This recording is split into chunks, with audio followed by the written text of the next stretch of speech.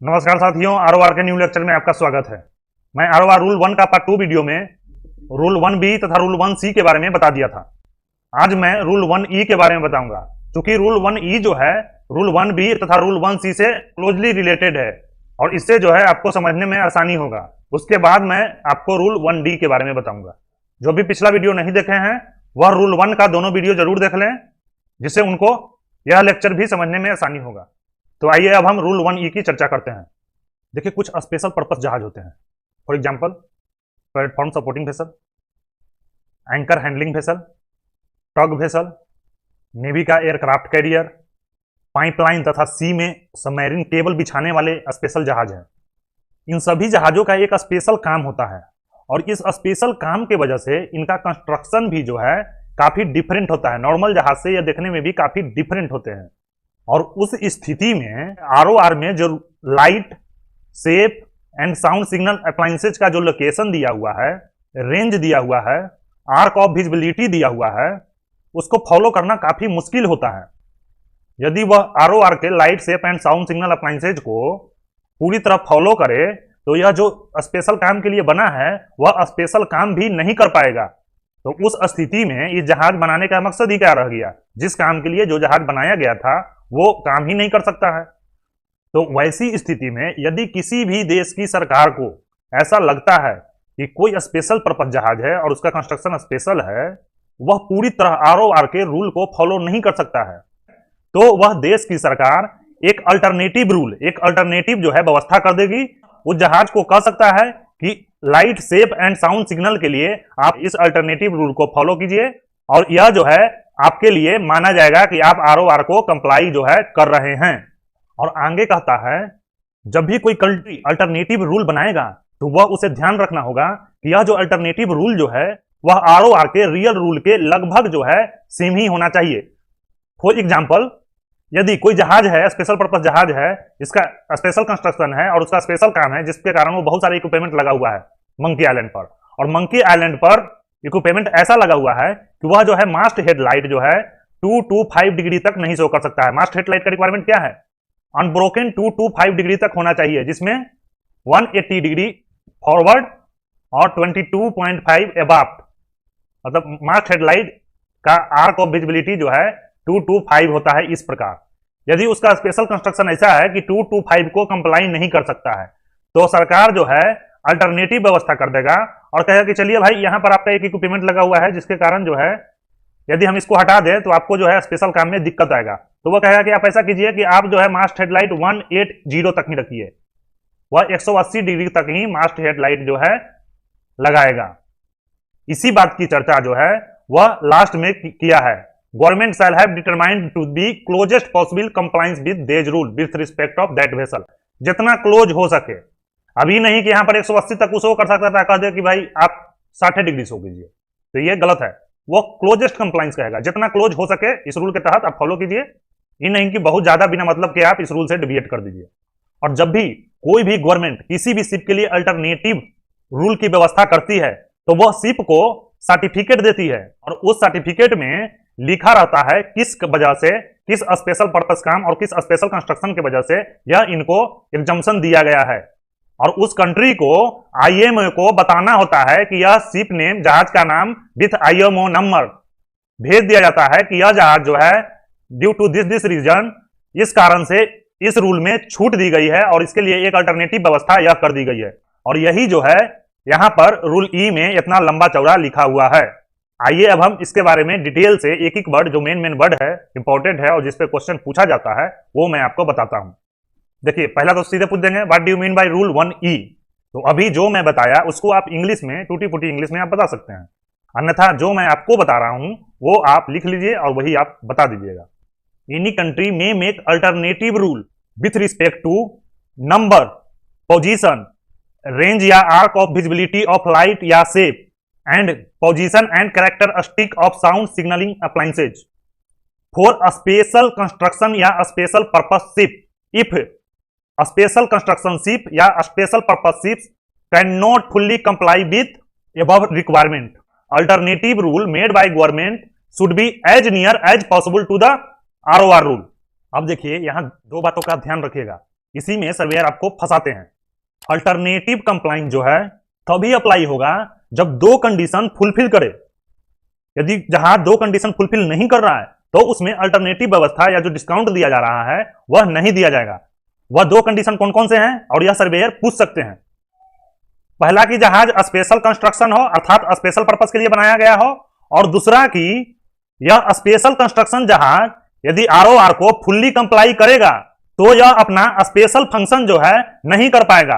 अर्थात alternative compliance only applicable अर्थात exemption is only applicable when ship is a special construction and purpose and when ship is complying with full ROR then she will not able to perform her special function, then only exemption या alternative compliance is applicable.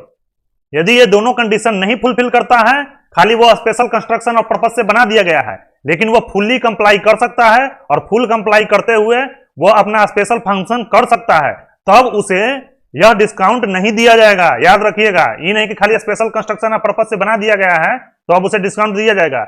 यह दोनों condition को जो है fulfil करना चाहिए और यह सर्वेयर आपसे पूछ सकते हैं। तो जो मैं आपको इंग्लिश में बताया वो आप उन्हें बता दीजिएगा, या आपने समझ गए तो टूटी फूटी इंग्लिश में कैसे भी बता दीजिए। अब देखिए जो जो टर्म यहां लिखा है मैं उसे समझा देता हूं। यहां पर लिखा है नंबर, यहां पर लिखा है position, range of visibility, arc of visibility, और यह किसका किसका है, लाइट एंड शेप के लिए। पोजीशन एंड कैरेक्टरिस्टिक्स, ये किसका है, साउंड सिग्नलिंग अप्लायंसेज का। इसमें जो है डिस्काउंट दिया जा सकता है। जैसे नंबर, नंबर मीन संख्या। आरओआर कहता है शिप के पास 2 मास्ट हेडलाइट होना चाहिए यदि उसकी लंबाई 50 मीटर से अधिक हो। लेकिन कोई जहाज स्पेशल पर्पस जहाज जो है बनाया गया है, मान लेते हैं कोई जहाज है वो स्पेशल पर्पस है, और यदि 2 मास्ट हेडलाइट या फॉरवर्ड या आप कोई लगाता है तो उसको स्पेशल काम में यहां बाधा उत्पन्न होगा। तो वैसी परिस्थिति में गवर्नमेंट जो है वो कह सकती है कि आप सिर्फ एक ही मास्टरेट लगाइए, कोई बात नहीं है, आप एक मास्टरेट लगाइए, उसे एग्जम्पशन सर्टिफिकेट दे देगी और वह एक मास्टरेट लगाकर आराम से सेलिंग कर सकता है। दूसरा पोजीशन। अब जैसे आरओआर का रिक्वायरमेंट है कि मास्ट हेडलाइट जो है वह सेंटर लाइन में होना चाहिए, लेकिन बहुत सारे स्पेशल पर्पस जहाज है, फॉर एग्जांपल एयरक्राफ्ट कैरियर को आप ले लीजिए, इसमें मास्ट हेडलाइट जो है वह सेंटर में नहीं होता है, क्योंकि एयरक्राफ्ट कैरियर का मेन काम जो है वह लॉन्चिंग और रिकवरी ऑफ एयरक्राफ्ट में होता है। अब जब यह लॉन्चिंग और रिकवरी करेगा तो डेक पे रनवे बना होता है, उस रनवे का इस्तेमाल जो है वह करता है टेक ऑफ और लैंडिंग के लिए। यदि जहाज का मास्ट हेडलाइट सेंटर में रख दें तो यह जहाज का जो स्पेशल काम है landing and take off fighter plane वह पॉसिबल ही नहीं है। तो उस परिस्थिति में जहाज बनाने का क्या फायदा हुआ।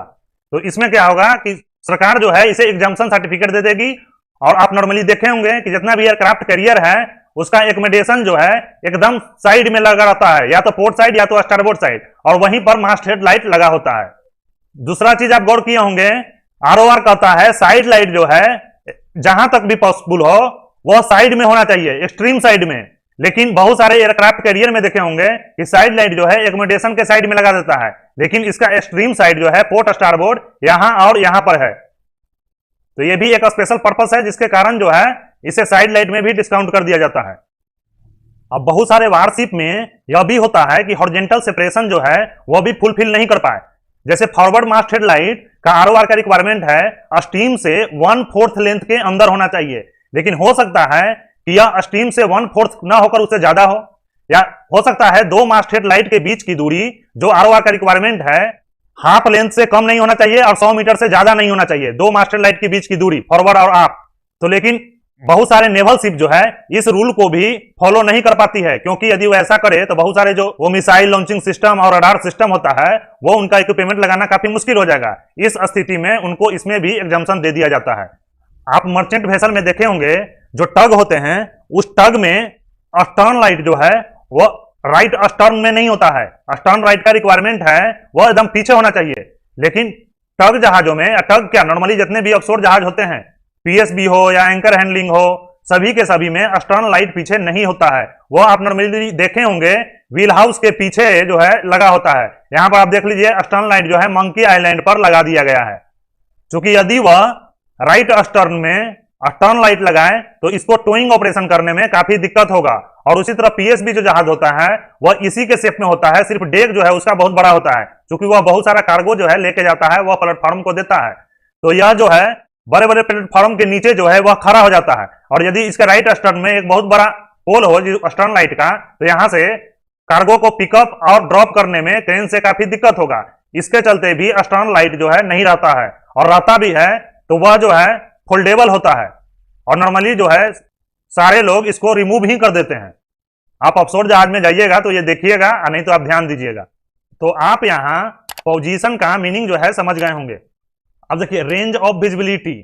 अब आरओआर में मेंशन है कि यदि जहाज का लेंथ मान लीजिए x मीटर है तो उसका मास्ट हेडलाइट जो है 5 माइल की दूरी तक दिखनी चाहिए, अर्थात उसकी लाइट का रेंज जो है 5 माइल होना चाहिए। लेकिन कुछ स्पेशल काम की वजह से हो सकता है इस लाइट के फ्रीक्वेंसी और रेंज की वजह से कुछ सिग्नल में बाधा उत्पन्न हो, तो यह इस रेंज को आगे पीछे कर सकता है। उसी तरह आर्क ऑफ विजिबिलिटी, जैसे मैंने अभी बताया मास्ट हेडलाइट का arc of visibility 2 to 5 degree होना चाहिए, लेकिन कुछ स्पेशल वजह से यह 2 to 5 ना होकर कुछ और हो सकता है। जैसे स्टर्न लाइट का 135 होना चाहिए, तो 135 ना होकर कुछ और हो। तो आप यहां range and arc of visibility समझ गए होंगे। उसी तरह आरओआर में position and characteristic of sound signalling appliances भी दिया हुआ है। साउंड सिग्नल अप्लायंसेज का लोकेशन जहाज पे कहां होना चाहिए, फॉरवर्ड में कहां पर होना चाहिए, आफ्ट में कहां पर होना चाहिए, कैरेक्टरिस्टिक गॉन्ग का फ्रीक्वेंसी क्या होना चाहिए, ऑडिबिलिटी रेंज क्या होगा, अर्थात कितनी दूरी तक यह सुनाई पड़ना चाहिए, साउंड सिग्नलिंग अप्लायंसेज का इंटेंसिटी क्या होगा, ये सारे डिटेल जो है आरओआर में लिखा हुआ है। यही सारे इक्विपमेंट जो है जहाज पे फिट होना चाहिए। और यह कहां लिखा हुआ है, एनेक्स 3 में, technical detail of sound signalling appliances. यदि किसी स्पेशल जहाज को साउंड सिग्नलिंग अप्लायंसेज के रिक्वायरमेंट की वजह से कुछ दिक्कत हो रहा हो, तब उसे साउंड सिग्नलिंग का जो रिक्वायरमेंट है उसमें डिस्काउंट कर दिया जाएगा। अब फॉर एग्जांपल बहुत सारे जो जहाज हैं वो रिसर्च जहाज होते हैं, वो सिस्मिक सर्वे और पोल पर करते रहते हैं। उसके बहुत सारे इक्विपमेंट जो है वो भिन्न भिन्न फ्रीक्वेंसी पे काम करते हैं। यदि दोनों का फ्रीक्वेंसी मैच कर जाए तो वो मॉड्यूलेशन के चलते काफी दिक्कत हो सकता है। तो उस परिस्थिति में साउंड सिग्नलिंग अप्लायंसेज का फ्रीक्वेंसी या इंटेंसिटी जो है वह आगे पीछे कर देंगे, क्योंकि यदि ऐसा नहीं करेंगे तो वह स्पेशल पर्पज जहाज अपना काम ही नहीं कर पाएगा, और जब काम ही नहीं कर पाएगा तो वो किस काम के लिए बना है। अतः काम पहले जरूरी है, और ये जो थोड़ा सा डेविएशन है वो आसानी से किया जा सकता है। और अब हम उम्मीद करते हैं आप रूल 1E जो है अच्छी तरह समझ गए होंगे। अब देखिए इसमें सर्वेयर जो है और भी क्वेश्चन पूछ सकते हैं। फॉर एग्जाम्पल वो पूछ देंगे where is written position requirement of light and shape, अर्थात लाइट एंड शेप का जहाज पे लोकेशन कहां होना चाहिए, आरओआर में कहां लिखा हुआ है। तो यह जो है एनेक्स 1 में लिखा हुआ है। एनेक्स 1 क्या कहता है, positioning and technical details of light and shape. तो आप ध्यान रखिएगा। उसी तरह पूछ सकता है रेंज ऑफ विजिबिलिटी रिक्वायरमेंट कहां लिखा हुआ है, where is written range of visibility, तो यह लिखा हुआ है रूल नंबर 22। और उसी प्रकार आपसे पूछ सकता है where is written about arc of visibility requirement, तो यह लिखा हुआ है रूल नंबर 21 में। रूल नंबर 21 जो डिफिनीशन है उसी में आर्क के बारे में जो रिक्वायरमेंट है वह मेंशन किया हुआ है। तब तक के लिए धन्यवाद। यदि मेरा काम पसंद आ रहा है तो वीडियो को लाइक करें, चैनल को सब्सक्राइब करें और दूसरों मित्रों को शेयर करें। Thanks for watching the lecture. यदि मेरा काम पसंद आ रहा है तो चैनल को सब्सक्राइब करें, वीडियो को लाइक करें और दूसरों मित्रों को शेयर करें।